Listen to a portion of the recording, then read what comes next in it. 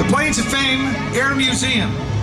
Their collection now numbers close to 160 aircraft. The majority of these are maintained in pristine condition and are on display throughout the museum and fly like these. The P-51, the P-47. Through the generosity of many people who donate funds to the museum and the dozens of volunteers who contribute their time to restore and maintain the aircraft, many of these rare warbirds are restored to flight.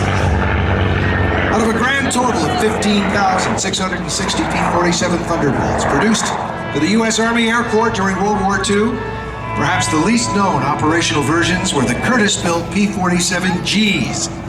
In order to meet expanded wartime production goals, the P-47D Thunderbolt, the New York-based Republic Aviation Company, built a second plant in Evansville, Indiana, and also licensed Curtiss Wright Company to produce the airplane under the P-47G designation. Between 42 and March 44, Curtiss Wright produced a total of just 354 of those Thunderbolts, identifiable, of course, for their Razorback P-47 that you see with the D-Day invasion stripes on it pass by right now. Followed by the Razorback P-51, very rare as well. Wee Willie, 437-mile-an-hour airplane, 362-mile-an-hour cruise speed, the purr of these beautiful engines. The fighters, P-47 and the P-51s. Now we're going to have a very rare flight in just a few moments as Doc starts to turn back inward. We'll have the fighters escorting the B-29 as it would have all those years ago. Hey, stop. Don't push your plane. Doc is a B-29 Superfortress, one of 1,644 manufactured in Wichita during World War II. And since 1987, when Tony Manzoli found Doc sitting and rotting away in the Mojave Desert, plans were in the works to restore the historic warbird to flying status, to serve as a flying museum. Over 15 years, hundreds of volunteers have worked on Doc and the restoration process. And the end result you see coming from the left, the B-29 Superfortress Doc in all her glory.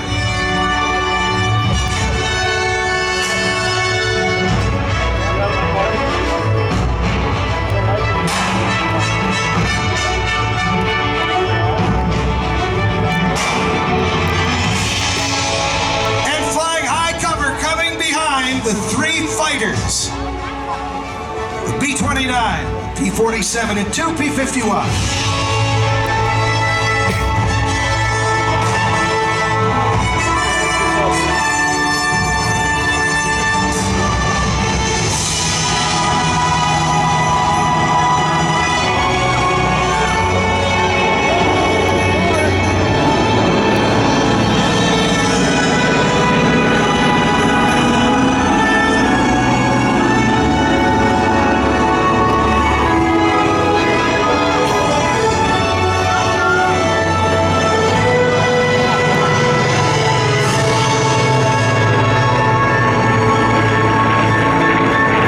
15 years plus to restore Doc.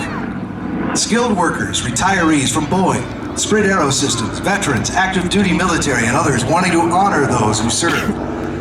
Spend tens of thousands of hours on Doc's restoration. Countless individuals and organizations also made financial and in-kind contributions to keep the project going. A brief timeline. It took a while in the beginning, of course, to finally start putting the pieces together, to rebuild and get it to flying condition. It was delivered to the United States Army Air Forces in 1945. The aircraft did not see combat. It was converted to radar, calibration aircraft in '51, based at Griffiths Air Force Base, New York. While based there, the squadron's members named the B-29s after characters in the Disney movies, Snow White and the Seven Dwarfs.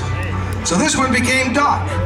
In 1955, the aircraft, modified as a TB-29, was moved to Yuma County Airport in Arizona to be used as a target tug. Retired from the United States Air Force in 1956, it was sent to the Naval Air Weapons Station China Lake for use as a ballistic missile target. Found in the desert, put back together, and flying again, ladies and gentlemen, Doc, the B-29.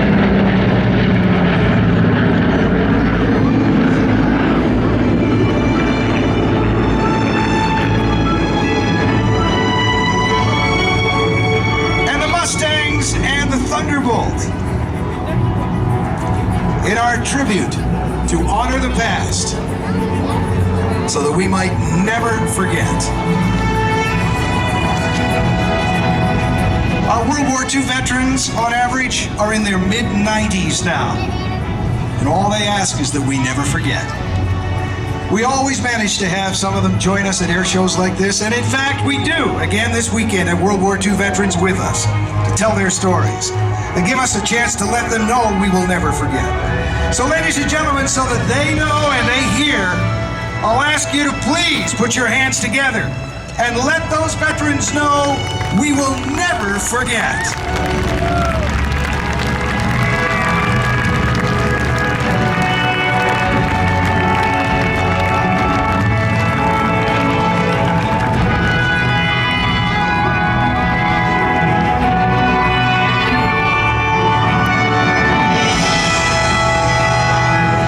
Doc will be on display, of course, in the static display area.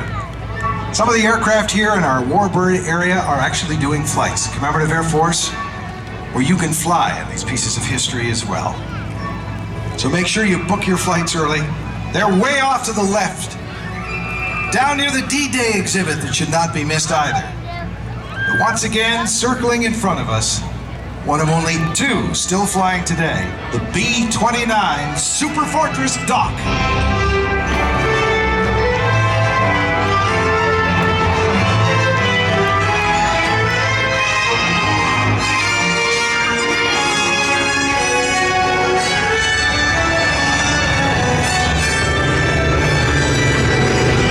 And the fighters from Chico. Tribute to honor the past, the California Capital Airshow.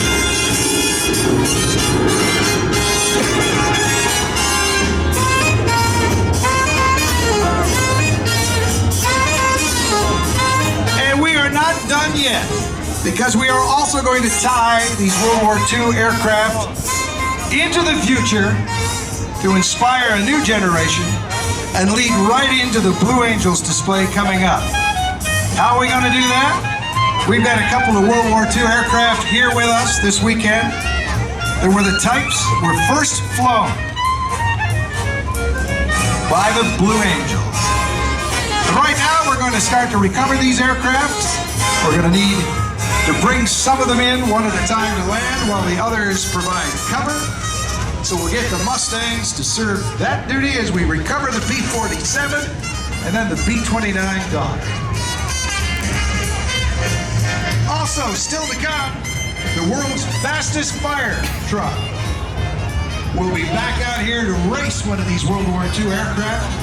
A world record holding jet truck capable of 407 miles an hour. And a fighter from World War II that can fly over 400 miles an hour as well. It's going to be interesting. Joe Malcolm, by the way, flight engineer on board the HH-60 Penny Hawk that we saw fly earlier today, is over at the autograph tent. Another opportunity for you to connect with some of our aviators here this weekend. Joe Malcolm, flight engineer on the helicopter, is over there right now.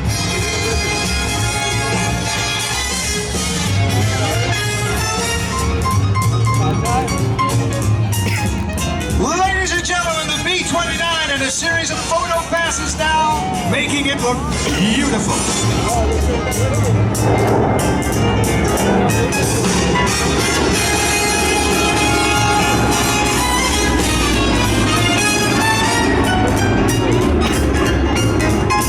Landing the B-47 Razorback, Planes of Fame Museum, Chico, California.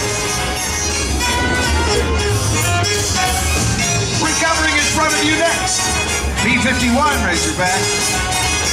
And after that, the B-51. You looking at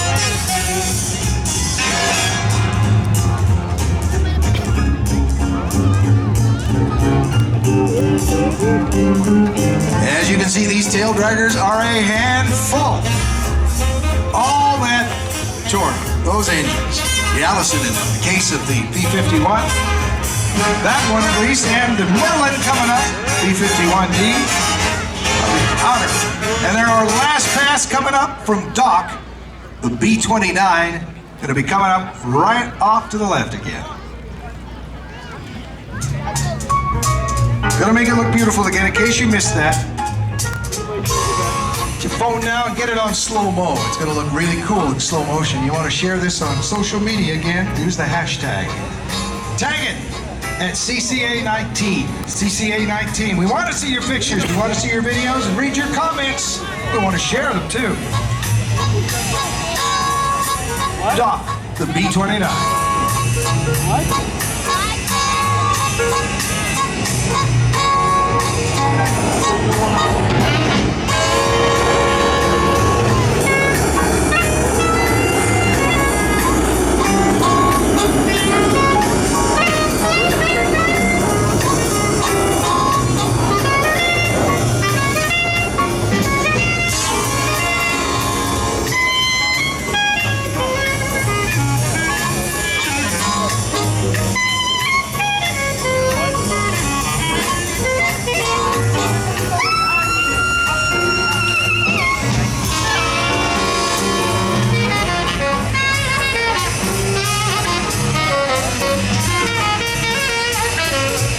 Respectfully flown and meticulously maintained.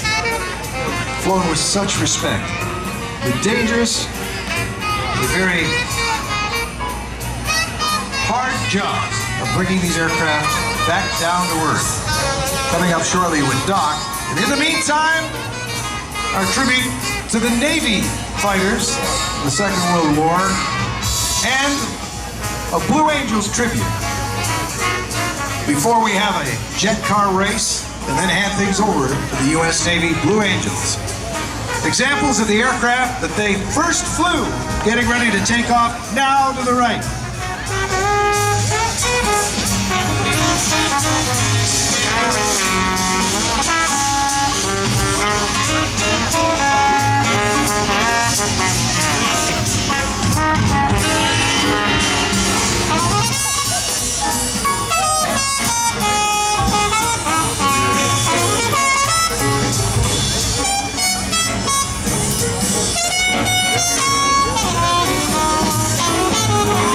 Ladies and gentlemen, examples of the first aircraft that the Blue Angels flew, a couple of cats, and their story.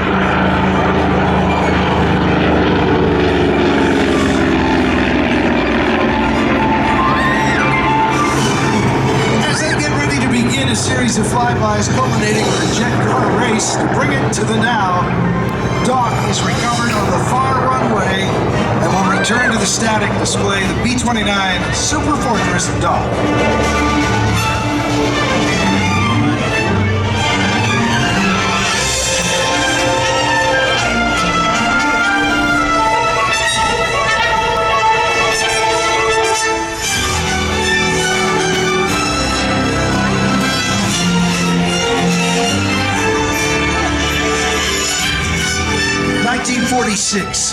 The Chief of Naval Operations, Admiral Chester Nimitz, had a vision to create a flight exhibition team in order to raise the public's interest in naval aviation and boost Navy morale.